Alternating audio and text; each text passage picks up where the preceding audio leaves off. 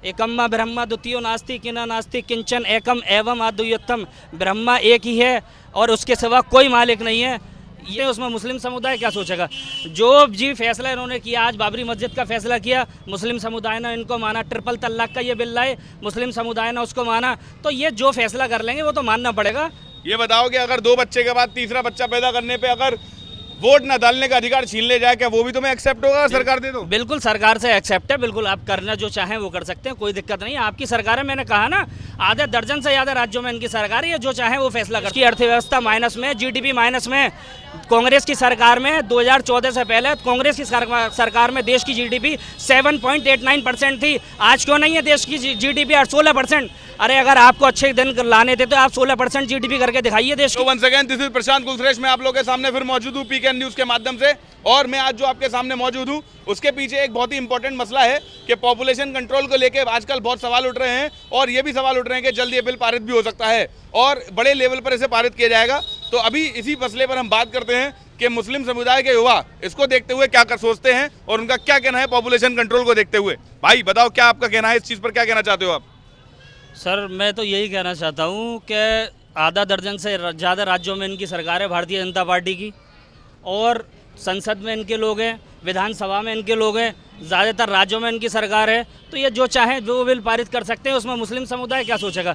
जो जी फैसला इन्होंने किया, आज बाबरी मस्जिद का फैसला किया, मुस्लिम समुदाय ने इनको माना, ट्रिपल तलाक का ये बिल लाए, मुस्लिम समुदाय ने उसको माना, तो ये जो फैसला कर लेंगे वो तो मानना पड़ेगा।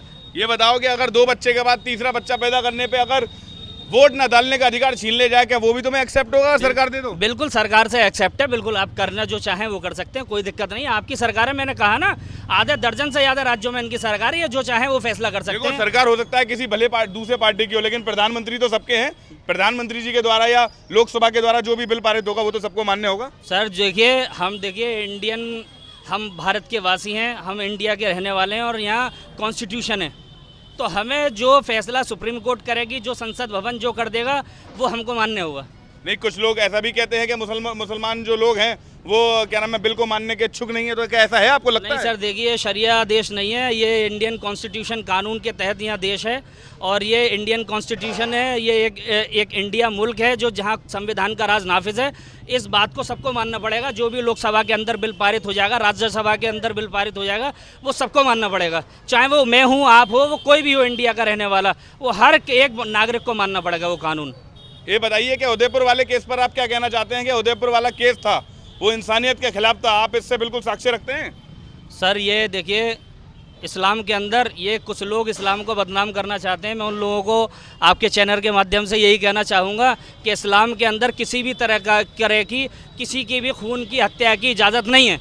जिन लोगों ने ये किया है, भारतीय जनता पार्टी की सरकार है सेंट्रल में, स्टेट में कांग्रेस की सरकार है, उन लोगों को सजा दे, पकड़े उनको, उन लोगों को सजा दे जो उन्होंने काम किया है। हम इस चीज़ के बिल्कुल खिलाफ है कि देश के अंदर किसी भी नाहक इंसान का खून बहाया जाए, किसी भी नाहक बिल्कुल धर्म के नाम पर। और ये धर्म की अफीम भारतीय जनता पार्टी जो चटा रही है, 2014 से पहले आप उठा के देखिए, हिंदू मुस्लिम मिलकर रहते थे।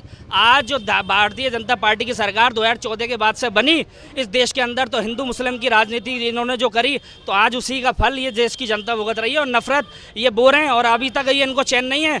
जिस दिन ये देश श्रीलंका की कगार पर आ जाएगा, उस दिन इनको समझ में आ जाएगी नेताओं को। मुस्लिम समुदाय के इस युवा का कहना है कि 2014 के बाद से धर्म की अफीम जो चटा रही है भारतीय जनता पार्टी, उसकी वजह से देश का हाल बहुत बुरा हो जाएगा, और ऐसा ना हो कहीं श्रीलंका जैसा हो जाए। हमारे साथ कुछ और भी युवा खड़े हैं, हम जानेंगे। भाई पॉपुलेशन पर कोई बोलना चाहेगा, कोई कुछ कहना चाहेगा? पॉपुलेशन बिल अगर आता है तो क्या आप लोग उसे एक्सेप्ट करेंगे? देखिए, सबसे पहले मैं बता दूं, हम लोग भारत के संविधान को मानने वाले लोग हैं, और संविधान ने हमें पूरी फुल आज़ादी दी है। और राज्यसभा, संसद भवन, विधानसभा अगर कोई बिल पारित होता है, हम उस बिल को स्वीकार करेंगे। ट्रिपल तलाक का बिल हमने स्वीकार किया, बाबरी मस्जिद का बिल हमने स्वीकार किया। अगर ये कोई कानून लाते हैं, सरकार इनकी है पूर्ण बहुमत से, उसे हम एक्सेप्टेबल करेंगे। लेकिन जो इस समय 2024 का चुनाव आने वाला है, इसलिए जनसंख्या नियंत्रण कानून का बिल ज़्यादा हाईलाइट कर रहे हैं। इसके लिए बस मैं ये कहूँगा, चुनाव आने वाला है, उससे क्या फर्क पड़ता है? देश की तरक्की में ये चीज़ बहुत कारगर रहेगी ना। पॉपुलेशन चाहे किसी की भी हो, एक मेंटेन रहनी चाहिए। बिल्कुल देश की तरक्की के लिए कारगर रहेगी। और क्या नाम है, हम सुप्रीम कोर्ट जो फैसला करेगा हम उसे स्वीकार करेंगे। स्वीकार करेंगे? बिल्कुल करेंगे। हमारे साथ कुछ और भी युवा हैं, हम जानेंगे वो क्या कहना चाहते हैं। भाई कुछ कहना चाहेंगे आप इस पर? हम क्या कहना चाहेंगे, अब ये तो इनकी सरकार है और जो जिनके दिल में जो आता है, जो बिल ले आते हैं वो हम लोगों को मानना पड़ता है। अब ये 3 तलाक का बिल लेके आए, वो भी हमें मानना पड़ा, और सारे जितने भी बिल लेके आ रहे हैं हमें तो मानना पड़ेगा। अगर इनकी हुकूमत है, अब ये चाहेंगे जैसे चाहेंगे वैसे चलना पड़ेगा। पॉपुलेशन पर भाई आप कुछ कहना चाहेंगे? भाई पॉपुलेशन बिल का ऐसा है, अगर ये आता है इससे होगा क्या? अगर पॉपुलेशन बिल आने से पेट्रोल सस्ता हो जाए, महंगाई कम हो जाए, माहौल सुधर जाए तो हमें एक्सेप्ट, कोई दिक्कत बड़ी नहीं। बात है। इस युवा का कहना है कि पॉपुलेशन बिल आने से पेट्रोल सस्ता हो जाए, महंगाई सस्ता हो जाए और माहौल जो है वो सुधर जाए। ये भी एक बहुत बड़ा स्टैंड है इस युवा की। कहा जाता है जैसे कि जैसे बेरोजगारी हाँ। ज्यादा बढ़ रही है, हाँ। उस पर कोई गौर नहीं है, हाँ। कोई काम नहीं है, और उनको एक नई दिशा में मोड़ दिया जाता है, जातिवादी पे या ये पॉपुलेशन मुद्दे पे और बाकी सारे मुद्दे पे ये लाएंगे वो लाएंगे। है कुछ नहीं सरकार के पास, महंगाई अपने उच्च गुमराह करने के सिवा। महंगाई तो दिन पे दिन महंगाई की मार पड़ रही है देश में। दिन पे दिन जो है पेट्रोल महंगा होता चला जा रहा है। ये 2014 से पहले जब सरकार में नहीं थे, ये सरकार में नहीं थे, इन्होंने वादा किया कि अच्छे दिन आएंगे। अच्छे दिन जब कांग्रेस की सरकार में पेट्रोल 65 रुपये लीटर हुआ करता था, गैस का सिलेंडर 450 रुपये लीटर का हुआ करता था। आज जो है गैस का सिलेंडर 1100 रुपये के पार पहुंच गया है, पेट्रोल 100 रुपये के पार पहुंच गया है। तो अच्छे दिन और कैसे अच्छे दिन लाना चाहते हैं? इन्होंने महंगाई से देश की जनता की कमर तोड़ रखी है।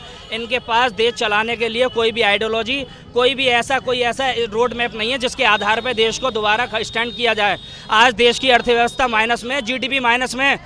कांग्रेस की सरकार में 2014 से पहले कांग्रेस की सरकार में देश की जीडीपी 7.89% थी। आज क्यों नहीं है देश की जीडीपी 16%? अरे अगर आपको अच्छे दिन लाने थे तो आप 16% जीडीपी करके दिखाइए देश की, जब हम आपको मानेंगे कि आपने अच्छे दिन करके। ब्रह्मा ब्रह्मा द्वितीयो नास्ति किना नास्ति किंचन एकम एवं अद्वितीयम। ब्रह्मा एक ही है और उसके सिवा कोई मालिक नहीं है। ये जो ऐसा है, ये लोग अपने भी धर्म के नहीं जानते हैं सही तरीके से। अगर कोई धर्म, हिंदू धर्म पे मुझसे बहस करना चाहे वो तो आ जाए, और मैं हिंदू धर्म पे बहस करने के लिए तैयार हूँ। आ जाए मेरे पास, कोई भी पंडित आ जाए मेरे पास। चैलेंज कर रहे हो? चैलेंज कर रहा हूँ, कोई भी आ जाए। इनको खुद नहीं पता। अगर आपको करना है तो आप युवाओं को रोजगार दीजिए, आप उनको शिक्षा दीजिए, अच्छा स्वास्थ्य दीजिए, तब इस देश का कल्याण होगा, तब ये देश तरक्की करेगा, सुपर पावर ताकत बनेगा। आज अमेरिका का डॉलर 80 पहुँच गया। आज देखिए क्या हालात हैं। ये आए थे रुपया और डॉलर बराबर। क्या करते हो तुम अज़म? मैं सोशल वर्कर हूँ। मेरा नाम मोहम्मद आजम अंसारी है। मैं सोशल एक्टिविस्ट हूँ, सोशल वर्क करता हूँ मैं समाज के लिए, निष्पक्ष हो गए। एजुकेशन क्या है तुम्हारी? मेरी 12th है एजुकेशन अभी सिर्फ, और मैं हार्डवेयर का अपना बिजनेस करता हूँ, एक अपना बिजनेस हार्डवेयर। प्रशांत कुलसे, स्पीक न्यूज़ के माध्यम से धन्यवाद। ऐसे ही मुद्दे आप लोगों के सामने लाता रहता हूँ।